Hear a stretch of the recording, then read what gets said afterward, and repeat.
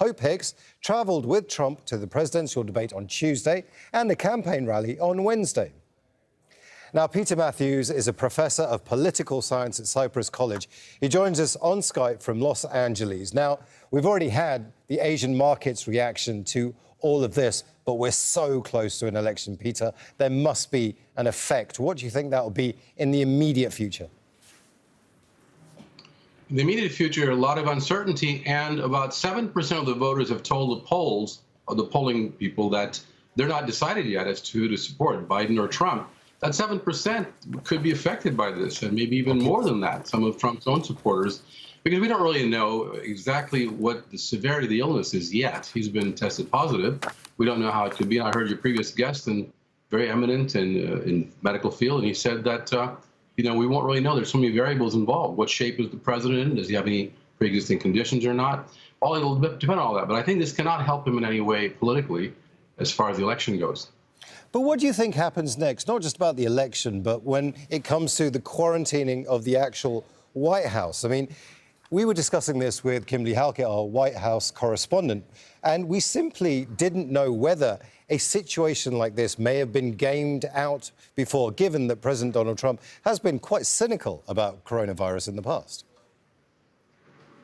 Certainly he has. I mean, he told us, admitted directly recently, that back in February, when he knew how the severity of this virus, because his intelligence people reported to him that it was a pandemic, so many people told him that who knew that was going on in China, and that it's coming to the United States, it's going to hurt the economy and kill many people. He just covered it up, basically. He said, didn't want to tell everyone about it. I don't want to scare the American people. That's not the way to lead a country in a pandemic, in a dangerous situation. And given that cynicism, and I think he was thinking about the economy and about his election and those kinds of things. It's very unfortunate. So many hundreds of thousands of people have died, over 200,000. Many lives could have been saved if he had taken action immediately based on the information that he had, such as massive testing, contact tracing, quarantining early on. And then to just downplay the needs of wearing masks, that's unconscionable. And that's been a real problem here all around. And it's had an effect, and I'm sure it's going to have an effect in the next few days on a lot of things, the markets, the economy, the election, lots of things. Peter, I've been struggling to think of an example in recent times where anything remotely like this may have happened just before an election. Is there any precedent for this that might tell us what might happen next? As far as I can remember, there is no precedent for this, and that's why we're in such an area of uncertainty. And it's difficult to speculate, but we do know there are certain scenarios that could occur. If the president is not able to carry out his duties fully, then there is a 25th Amendment. I'm not saying that's a very last resort type of event, but the 25th Amendment was adopted in 1967 in response to President Kennedy's assassination, and the question of who would take over if the president is incapacitated. How do you have a transition, legally speaking? In the 25th Amendment, Section 4 says that the vice president, together with the cabinet, will get together and make a statement after the majority of the cabinet agrees, make a statement that the president is incapacitated medically and physically, and he cannot carry out his duties. And then if the president disputes that, then it goes to the Congress, and Congress has to vote by 2/3 majority vote to remove the president, despite his opposition to it. So it's a complicated process to some extent, and yet it can be very simple if it's an emergency that arises like this. I'm not saying we're going to go there yet, but that's always a possibility. And there has to be a smooth transition of power if anything like this happens. You can't have a vacuum, even for a few minutes or days. It's a very powerful office, as you know, probably the most powerful in the world. Right now, there isn't a vacuum. Right now, what the president's physician are telling the world is that it is business as usual. Events have been cancelled, but there isn't a power vacuum. But things could get worse in the coming days. They could get better, but they could get worse in the coming days. Now, just talk us through what any kind of succession might be if the president does become incapacitated. Well, there'll be no doubt that there would be a succession through the 25th Amendment, and that would have to be agreed upon by the vice president and the cabinet, majority of the cabinet. And then the president, if he disputes it, it goes, like I said, to the Congress and 2/3 vote. But that will be pretty smooth once it's clear that the president is truly incapacitated medically or physically. This has nothing to do with mental incapacity. It has to do with mostly his physical and, of course, his mental acuity as well. But it's something that's it's got to have solid basis for it. It cannot just be pushed through. So I have no doubt that there are people in office right now, the vice president and others, who will take this very seriously and to make sure, because there's so much hinging on this. It's not just the election, it's the stability of the United States of America. The actual stability of the country is hinging on this, and therefore the stability of the world to a large extent is affected by the United States situation. So it's something that has never happened in the past history that I know of. So there's no precedent to this, and we're in uncharted waters right now. Peter Mathews, stay there. If you're just joining us, it's 6:30 GMT. That's 2:30 a.m. in Washington, D.C. These are live pictures of the White House you can see right now. And that's where US President Donald Trump is in quarantine, along with First Lady Melania Trump, after both of them tested positive for COVID-19. Now, Trump revealed the news in a tweet just over an hour ago. This is the tweet. Flotus and I tested positive for COVID-19. We will begin our quarantine and recovery process immediately. We will get through this together. And the United States First Lady Melania Trump has also tweeted to say she and President Trump are quarantining at home. She says they're both feeling good and that all her upcoming engagements have been postponed. Melania Trump also encouraged everyone to stay safe. All of this comes after one of his close advisors tested positive.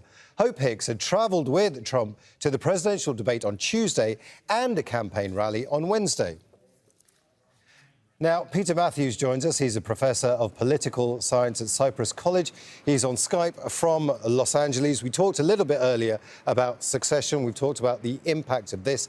Now, as you say, the day-to-day impact on government, the operations of government may not be affected, but there is certainly a political effect. But given this is unprecedented, we don't know what that is. But is there anything that you might be able to tell us that we should be looking out for in the coming hours, the coming days? Yes, indeed. And that is the reports from his doctor and the medical people who are taking care of him. And they should be keeping the American people informed because so much hinges on this. And it has to be accurate information. There can be no spin. There can be no cover-ups. There has to be clear understanding of what is going on with this person, this president of the United States. Because otherwise, if he's not capacitated to take care of the business, he will have to be, by the 25th Amendment, transition has to occur. But all of that, you see the markets, the business cycle, the economy, people's psychological condition in America, Americans' own psychological condition. There's so much uncertainty already with COVID. And now to have this, it has to be clear that we're getting the truth. And that's what I would say. We have to look to the White House and the medical professionals handling the president and also Melania, the First Lady, as to what exactly is going on. Peter, it's really interesting because it's been the COVID cynical leaders, Boris Johnson, Jair Bolsonaro, and now Donald Trump, that seem to have got coronavirus. Given experience of other leaders getting coronavirus in other countries, do you think there's a lesson to be learned for America here? Do you think there's a way that they dealt with their leaders getting coronavirus that America can learn?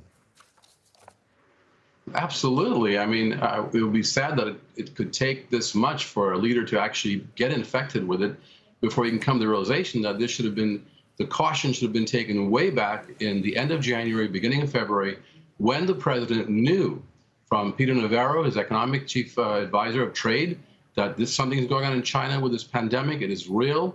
We had intelligence people who knew what was going on there. They made reports to the president, and yet he ignored them. And this is something that he better learn now when he recovers. And by the way, I wish everyone a recovery. Hope Hicks, the president, Melania, we all wish them recovery. We won't want any human being to expire in this way. So yes, he needs to be changing his policies when he comes back and taking very serious note of what has to be done through massive testing, contact tracing, quarantining, and all the precautions that have to be taken. And the economy will never be strong unless people are healthy. He should recognize that from the beginning, and I think from now on he will be recognizing it, hopefully so.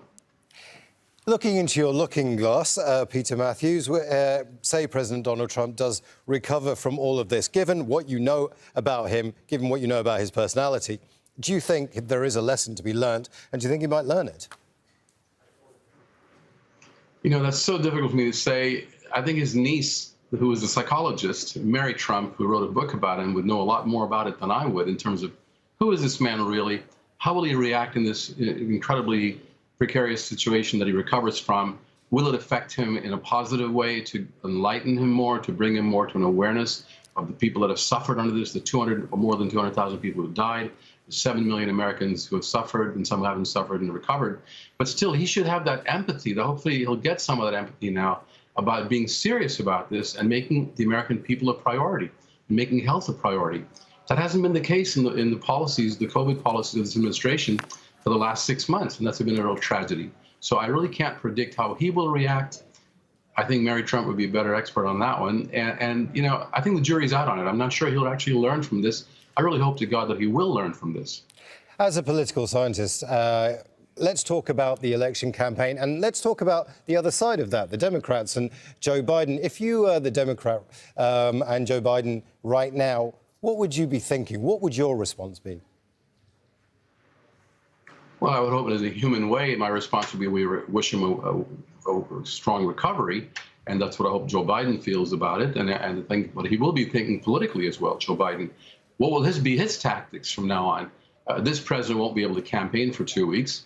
Joe Biden is going to be campaigning. It may be not with those massive rallies, but through the internet and through television interviews and things and town halls. So Biden is going to get a boost from this. Unfortunately for President Trump, this development is nothing but a negative in some way or the other. It cannot be positive because he does revel in those outdoor rallies, which are so dangerous. 35,000 people. He was bragging at the debate about 35,000 people showing up at an airplane hangar to hear him. And these folks, many of them did not wear masks. He didn't urge them to wear masks. He wouldn't wear one himself. And so this has been a tragedy. And Joe Biden is going to be thinking about these things. I think he'll go forward. I think Joe Biden will show a more stable, as he's been doing quite a bit, leadership style. And he will go forward with putting forth this platform and hoping the American people will stick with him. He's got the lead right now on the national polling, but also it's state by state. Don't forget, it's electoral college votes. And Biden will be focusing on those swing states or states that, battleground states, as they're called, battleground or swing states, such as Michigan, Wisconsin, Pennsylvania, and even now Florida and Texas. So everything now is on the table. It's a whole different ballgame, actually, with what just happened today, and we have to wait and see. But the November 3rd election is set in stone. I mean, I can't think of a time where anybody has suggested moving that date. So whilst, yes, everything is fluid and things could change, the one thing that probably won't change is the elections are still going to happen. Yes, the election can only be changed by a vote of Congress. Only the U.S. Congress can actually move the date of the election. No one else can. The president cannot, and no one else can. So that's, I think, unlikely, very highly unlikely that it would be moved. Because there are 5 weeks still left. President Trump could recover in a couple of weeks and go back to campaigning and move forward. And either way, if you look at it, the election date is pretty much set. It'll take a real active, amazing impact to change the date of the election. I don't see that happening, actually. But what might change, if not the election, what might change is the campaign strategy. In the past, where politicians have fallen ill in other countries or whether something has happened to them, campaigning has been suspended. Now, President Donald Trump has only been tested positive for coronavirus. But if it gets worse, might you think that campaigning would get suspended? Well, there won't be any legal ruling on that because it's up to the candidates to decide about how they'll conduct their campaigns. I would hope that President Trump, if he and when he recovers, hopefully, he will not go back to campaigning with 35,000 people in the airplane hangar or in these big, massive rallies. Even if they're outdoors, they're still very dangerous. People can catch COVID outdoors. And he needs to be very serious about this and also get on with the policies of helping to heal America, helping prevent any more further infections as much as possible by taking all the precautions that scientists, real scientists and doctors have told him he should have been doing for a long time. So I'm hoping he'll change his campaign patterns. He might move more toward a Joe Biden type of campaign, but I don't know. That's not his style. It's not his style. He doesn't flourish that way, just using the internet or going on interviews. He wants to be out there with thousands of people around him to boost up his feeling of success. So we'll have to wait and see if this person can adjust, if President Trump can adjust to the new reality of campaigning, or if he'll even change. I really hope he does, though. If you are just joining us, let's just remind you about what's happened. Our breaking news story, US President Donald Trump is in quarantine, along with First Lady Melania Trump, after they both tested positive for COVID-19. Now, the President revealed the news just over an hour ago in a tweet. These are live pictures from Washington, D.C. I want to go back to our guest, Peter Mathews. Now, Peter, we're seeing live pictures of the White House there. The lights are on. Clearly, it's going to be a very busy night in the White House. Given history, given US history, when something as dramatic as this happens, what is the process of, what is the response from, say, the West Wing, from political advisors? What do you think they'll be trying to formulate? Well, they're going to try to come up with contingency plans. They'll have to figure out, suppose the president is much sicker than we thought and he doesn't recover. God forbid, I hope he does recover, but if they have to have a plan in case he doesn't recover, and they should also have a plan in case he does recover. At least those two plans, and maybe something, a third one perhaps, which will mean they're really looking to see how to maintain stability and leadership. That's the key for any nation, especially a democracy, is how to maintain stability and continuity, even if a particular single leader is not able to continue or continue at the same capacity, then the next leader should be able to take over. And that's been the genius of the American system. Since George Washington stepped down after 8 years in office and decided not to continue and not to become a president for life, which he probably could have done, at least for several more terms with his popularity, he decided to set a precedent to say, look, a leader should be there for a certain number of years, contribute, and then step down and let the torch be passed to the next generation. So this continuity has been something America has given to this country and to the world, and this has to continue. We're facing so many factors of instability right now, as you know, even before this news came out. There are all kinds of things with the division of the country into extreme ideologies and encouragement of white supremacy, the president not being willing to condemn white supremacy even during the debate. Those things created a lot of instability in the country. And so we have to ensure that at least here there's some continuity in the transfer of decision-making duties in a smooth way. Now, this may well play to the president's base here. It may well give him some sympathy from his base. It's very difficult to say whether he's going to get an election boost from this, but certainly he's had a very rough week when it comes to not being able to denounce white supremacist group during a live US election debate with Joe Biden. He's criticised for that, several other things this week as well. So do you think there's a political opportunity for his spin doctors here? For his spin doctors? For his spin doctors, is that what yes. you said? For his spin doctors. Oh, yeah, of course they'll try to spin it this way or the other to get more support, but his base is pretty much set. You know, he's maxed out at a certain percent of the votes because he hasn't been able to expand his base, but he doesn't reach out to other people on the political spectrum. He only sticks to those who support him and his ideas, and he's been using the most basest type of approach by dividing the nation and ruling that way, by creating hatred and dissension on the part of his followers against other people in the country, including ethnic and racial minorities. This has been a very bad and poor way of ruling, and that base, therefore, is pretty much set. He can't expand it. The only way he could do it is to get more of the people who've been voting for him. Some of their relatives didn't vote last time, maybe get them registered to vote. But at this point, he's going up against a headwind because he's not well. I mean, just coming down with this virus makes you, in a sense, not well because you have to stick to quarantining. That's limiting your capacity. So all of that is not going to behoove his voters into thinking, you know, wow, let's get some more people to register to vote and we're going to do it and get enthusiastic about it. It's not a very positive development. So I do believe that this is not going to help him in any way, and we'll have to see how it continues. And we have a few more days to go through this before we can actually make any real assessments. Now, what the White House strategy seems to be in the immediate right now is reassure, reassure, reassure. We've had statements from the president's physician. We've also had Mike Pence, who said, the US vice president, who said he and his wife send love and prayers to the president and first lady. And Mike Pence also had millions in America are praying for their recovery. Reassure, reassure, reassure. That seems to be a sensible policy to take forward right now. Yes, indeed, and it needs to be done, and the vice president is in the right to do that, because I said maintenance of a sense of continuity and stability, and so reassurance is the basis of that. And by the vice president saying those things, it can help to calm some of the nerves of people. But it doesn't mean people are going to continue believing that if things change in the next few days. And we have to keep our eye on the ball here for the next week and a half, because we know this virus, a person doesn't get rid of it or get over it for at least 2 weeks. You've got to go through 2 weeks of quarantining before you're sure. And even then, don't forget, he's not that young. He's in his mid-70s, and that means in a more vulnerable population.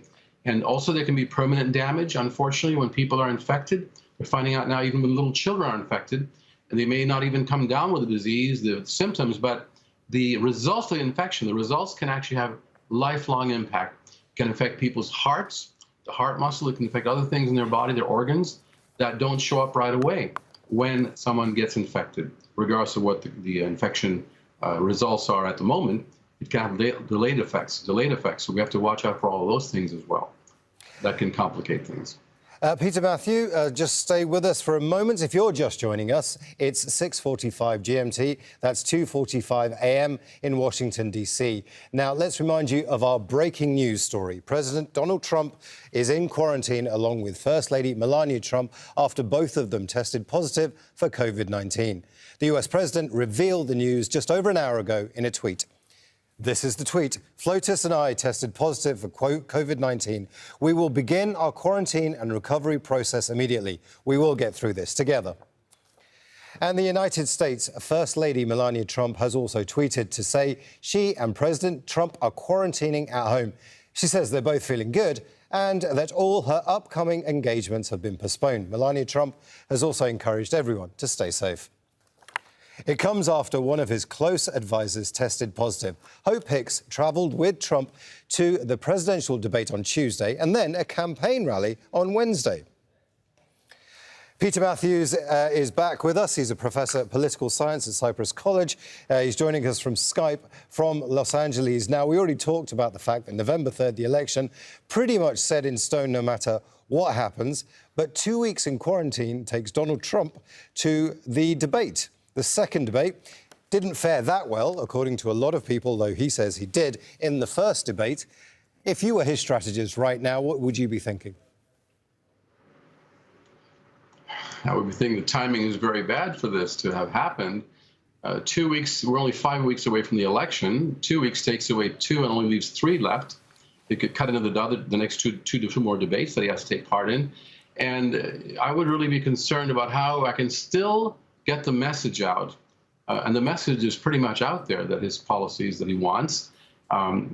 He should focus more on specifics on his policies. They may want to do something like that, but basically they were trying to win votes with a type of a mood campaign, a feeling that, look, we did so well in the economy, said the president, and this coronavirus came in and knocked us off balance, but we go right back at it. Give me another 4 years to do it because I'm the one who brought such a strong economy to the country in the first 3 years. That was his argument. But at this point, we have to see if he could even speak in terms of actually campaigning and making speeches from his rest bed, wherever he is. And this will make it very difficult for strategists to decide how to go forward. But they've got to continue going forward. This is, after all, a presidential election, and there's nothing else to do but go forward and try to get as many people to vote for you as possible. Now, this might also put a dent on some of the voter suppression activity the president's side was engaging in. The president himself was pushing this thing about no mail-in voting, that there's going to be the mail-in voting is fraudulent and this and that, very erroneously, very falsely stating it was fraudulent. And yet he was putting that message across and trying to slow the votes down in terms of mail-in voting, because 70% of Democrats were going to vote through mail, and about 70% of Republicans were going to vote in the polling place. So there was a partisan difference here in terms of that. That kind of acrimony may have to be slowed down or limited a bit, given his condition. The attempts to suppress the vote might actually be weakened. Peter Mathews, that's actually a very interesting point. The reason all of these people are voting by postal ballot is because of fears of coronavirus. And now you have the US president testing positive, rather, for coronavirus. I mean, that's going to have an impact on the electorate. Now, given you are a political scientist, is there any precedent in history that might suggest that a pandemic or a political event or something has had an impact on postal voting or has led to more postal voting? Well, the 1918 flu pandemic was quite severe. I mean, millions died around the world and many, many thousands in the United States. And still the election went on. It was never postponed, the midterm elections. And I do believe people did try their best to vote. I'm not sure what type of voting, if they had mail-in voting at that time or not, or to what extent. Probably not as much as now. But now, increasingly, more and more people have been voting by mail. In fact, this last election, 40% of the American voters cast their vote by mail. It was a record number, a record percentage. And again, like I said, disproportionately, that's larger numbers of Democrats this year who are going to vote that way, either by dropping off the mail-in ballot at the voting booth or taking it into the registrar of voters or polling centers or into boxes that were available.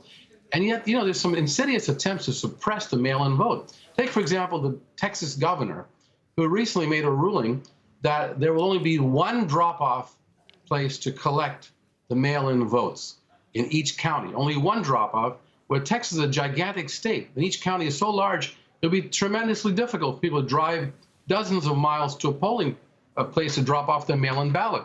That's a subtle way of suppressing the vote. And that had to stop. That has to stop. That's being exposed. I'm hoping that this will bring people on the other side, I'm saying the other side, meaning the side that wants to suppress the vote, bring them to their senses and say, let things go forward in a more propitious manner. It has to be done that way.